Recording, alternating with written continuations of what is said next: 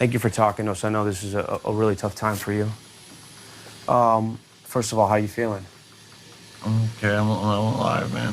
Yeah. I'm lucky. Can you even believe what happened? I mean, it's the weirdest thing because, like, walking through, seeing all those people, I mean, it actually, it through my mind, I thought that it could happen. It's really weird, but just because there's so many people at one place, man, it went through my mind that it could happen. How, do you remember anything?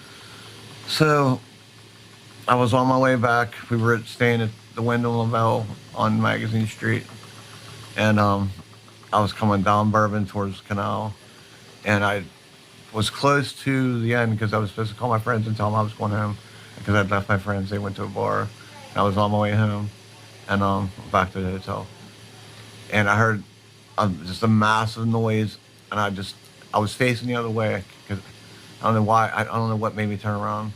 Um, I heard a massive noise, and I thought that something fell, and I turned around, and that's when I turned around. That's pretty much all that I remember until I was on the ground, and I came back, and there was this people screaming, and I was laying on the ground, and I saw all my wheelchair parts on the ground beside me, and I started scraping looking for my phone. I was looking for my phone to try to call for help. I couldn't find my phone, so I started screaming, and no one would come. So I pushed myself on my back, and I saw people, and they were taking pictures from the balcony, and I was screaming at them, help, and people were just looking at me. Cops were looking at me, and I know at this time that they were looking at me because I was still alive, and they weren't worried. They knew I was still alive, so that I'm screaming, and finally somebody came over to me and just looked at me and said, "Listen, we know you're hurt, but you're alive." That's what they said to me. You're alive, and I was just like, "Well, someone got to help me, please, get me out of here." And I just waited there, and I mean, whenever I first hit the ground, I heard gunfire, and I remember just in my mind, I was just thinking, I'm hoping I'm low enough on the ground. I thought that's why I was on the ground. I was hiding from the gunfire, and it, Could you hear the then gunfire? I had a gun. I was from you to me away from the truck. The truck was right in front of me, but everything happened so fast, and I didn't know what to even think about the gunfire. I didn't know what was going on, why it was happening. Did you get knocked over by the car or by the people? I'm assuming I got hit by the truck. But honestly, no one's ever told me that, so I don't know. But my wheelchair was completely bashed, and the pieces were all over the place. So something hit me. Did you fall on your face? Do you I remember? was on my face. I hit my teeth off the ground, and I heard gunfire, and I heard more gunfire. But you could tell it's on the gunfire from two different directions. Did you hear the terrorists scream anything before the gunfire? Do you remember anything like that? I don't think anyone was. I didn't hear any voices. I just heard screaming, and I heard gunfire, and then I just rolled myself over. After looking for my phone, I couldn't find my phone. It was all the people beside me, and I was screaming for help, and nobody would come.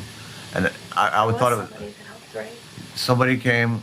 Finally, a cop. His name was Patrick. He came over, and he told me that there was a lot of people didn't make it, and they were dead, and I was lucky to be alive.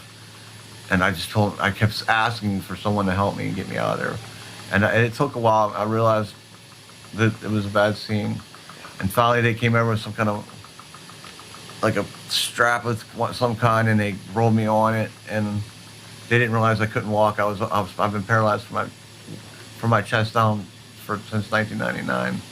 I don't think that they understood that, and I think that they thought that maybe I could have got away. I mean, it was just so much going on, and Yeah. they put me on this thing, and they carried me through a lot of stuff to the ambulance. Talk to me about the doctors and nurses that have been helping you since you got in here.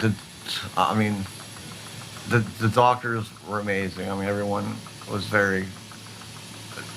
I think the worst part of everything is the dehydration, because they wouldn't give me a drink for like six hours before the freaking surgery.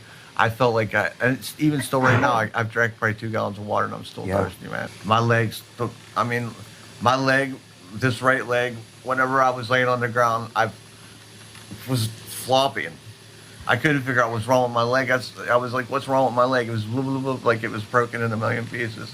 And I kept figuring, what's wrong with my leg? What's wrong with my leg? And I was screaming. It was all so surreal. I just didn't know what was happening. I had no idea what was happening.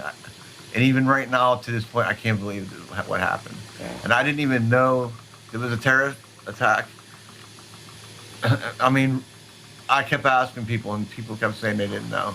And even the doctors and the nurses last night wouldn't, well, I guess it was a couple days ago, they wouldn't tell me anything.